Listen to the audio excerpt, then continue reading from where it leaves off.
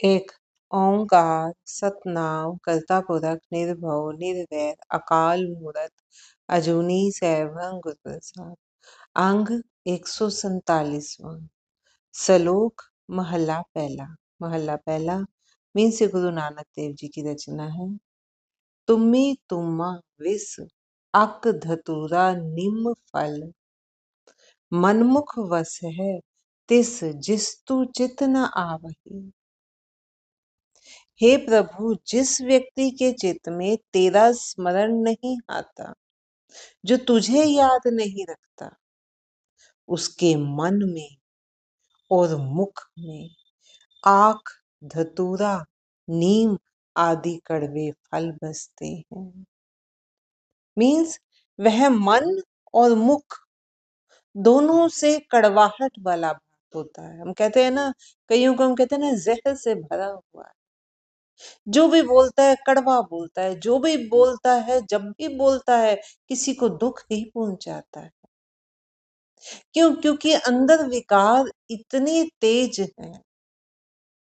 उन्हीं विकारों के कारण, उन विकारों की तृष्णाओं की पूर्ति ना होने के कारण अंदर जो ईर्षा, जेलसी, शत्रुता, ये क्रोध जो पाले हुए हैं, इनके कारण मन और मुख दोनों में कड़वाहट हुई रहती है। तो क्या कहते हैं गुरु महाराज, हे प्रभु, जिस व्यक्ति के चित्त में तेरा स्मरण नहीं, उसके मन में, मुख में आक, धतूरा, नीम आदि के कड़वे फल बसते हैं। अर्थात वह मन मुख दोनों से ही कड़वाहट वाला होता है। नानक कहिए किस हड्डन कर्मा बाहरी। हे नानक, किसे उनके बारे में बताया जाए? ऐसे व्यक्ति कर्महीन हैं और बदनसीबी में भटकते रहते हैं। उनके पिछले कर्म ऐसे नहीं है, पिछले संस्कार ऐसे नहीं है। जिसके पिछले संस्कार अच्छे हैं, हम कहते हैं ना, उसके भाग्यशाली है वो, जिसके लेखों में प्रभु नाम लिखा हुआ है। जिसने पहले भी प्रभु को याद नहीं किया, प्रभु की ओर अग्रसर नहीं हुआ, अब भी नहीं हो रहा, तो इसकी कर्महीनता है, उसकी बदनसीबी है कि वो अब फिर ये जन्म भी व्यर्थ गवा रहा है। बदनसीब मतलब लेख, बदी, तो उसके बदनसीबों में वह भटकते फिरते हैं। महला पहला। मत पखेरु किरत साथ, कब उत्तम कब नीच, कब चंदन कब अक डाल, कब उच्ची परीत। व्यक्ति की बुद्धि एक ऐसा पक्षी है जिसके साथ उसके संस्कार बने रहते हैं। ऊपर जो कह रहे हैं ना, ऊपर वाले श्लोक में गुरु महाराज, कि अपनी बदनसीबी के कारण, अपने कर्मों के फलों के कारण, कर्महीनता के कारण वो ऐसा करते हैं। आगे उसी की ही व्याख्या कर रही हैं कि व्यक्ति की बुद्धि एक ऐसा पक्षी है जिसके साथ उसके संस्कार बंधे रहते हैं, जो उसे कभी ऊंचाई की ओर, कभी नीचे की ओर ले आते हैं। कभी वह पक्षी चंदन पर बैठता है और कभी आग की डाली पर, और कभी उसके मन में ऊंचा प्रभु प्रेम जग पड़ता है। सोच कर देखो तो ऐसा ही होता है। कभी हम ऊंचाइयों में, अपनी सोचों में ऊंचाइयों पर होते हैं, कभी हम नीचता पर होते हैं, कभी हम दान पुण्य की बात करते हैं, कभी हम दूसरे के शोषण की बात करते हैं, कभी हम ऊंचे चंदन पर बैठते हैं और कभी आग की डाली पर, कभी हम प्यार बरसाते हैं और कभी हम नफरत के बोल बोलते हैं, जहर भरे बोल बोलते हैं, जो व्यक्ति को अंदर तक छलनी कर देते हैं। और कभी मन में प्रभु के लिए ऊंचा प्रेम जाग उठता है। नानक हुक्म चलाइए साहिब लगी रीत। हे नानक, उसके वश में भी कुछ नहीं है। वह परंपरा से चले आ रहे नियम के अनुसार हुक्म में ही चल फिर रहा है। जो नियम है प्रभु का नियम, प्रभु के हुक्म में चल रहा है। वो प्रभु का हुक्म, प्रभु का नियम कैसे काम करता है? प्रभु का न्याय धर्म का न्याय है। जिसने जैसे कर्म किए हैं उसको वैसे ही फल मिलेंगे, वैसे ही संयोग वियोग मिलेंगे। किसके साथ जिंदगी कैसे काटनी है, किससे दुख लेना है, किससे सुख लेना है, ये संयोग वियोग उन्हीं के हिसाब से होंगे। पौड़ी केते कहे वखाण, कह कह जावना, वेद कहे वखियाण अंत न पावना। अनेकों जीव परमात्मा के गुणों का वर्णन करते आए हैं, संसार में ऐसा ही करते हुए चले गए हैं।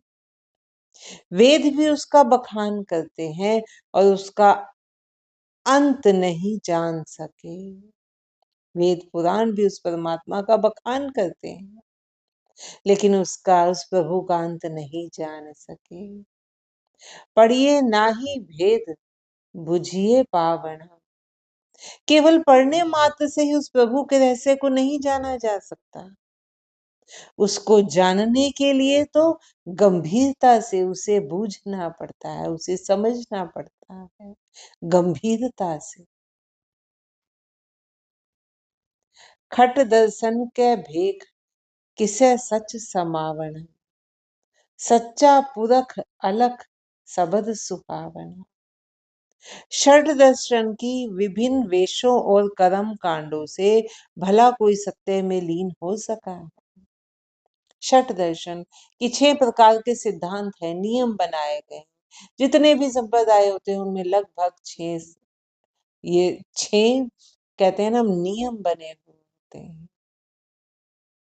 उन नियमों का पालन करने से, उनके हिसाब से वेश धारण करने से मन नहीं पवित्र हो सकता। वो तो बाहर की वेशभूषा है, वो तो बॉडी का डिसिप्लिन है।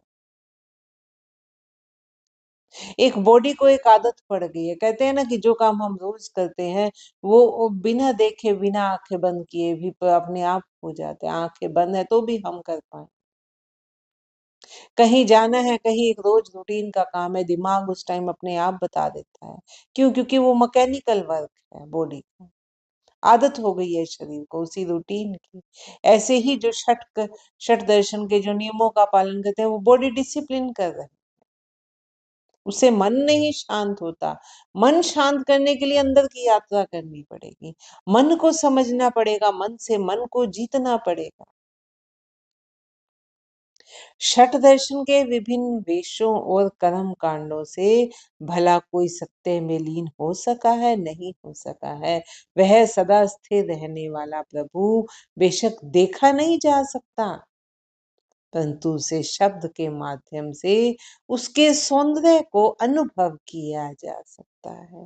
वो तो अनुभव करने की चीज है, वो देखा नहीं जा सकता। वो ऐसा नहीं है परमात्मा की कहीं नदी के किनारे बैठा है या किसी गुफा में छुपा हुआ जिसे हमें खोजना है।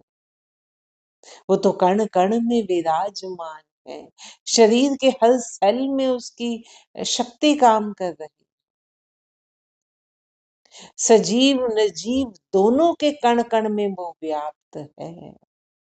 उसको तो अनुभव करना होता है, उसके रूप को अनुभव करना पड़ता है। मन्ने नाव बिसंख दरगह पावना, खालक कौ आदेश ढाढ़ी गावना। जो व्यक्ति अनंत प्रभु के नाम का मनन करता है, मन्ने नाव, मनन करना, बार बार मन में विचारना, मन से करता है, वह प्रभु के दरबार में पहुंच जाता है। मन्ने नाव बिसंख दरगह पावना, वो प्रभु के दरबार में पहुंच जाता है। खालक को आदेश दाढ़ी गावना, और प्रभु के आदेश में वह उसकी विरोधावली गाता है, उसके गुणगान गाता है। नानक जी जुग जुग एक मन वसावना। हे नानक, प्रत्येक युग में बने रहने वाले केवल एक प्रभु को ही मन में बसाता है। नानक जुग जुग एक मन वसावना।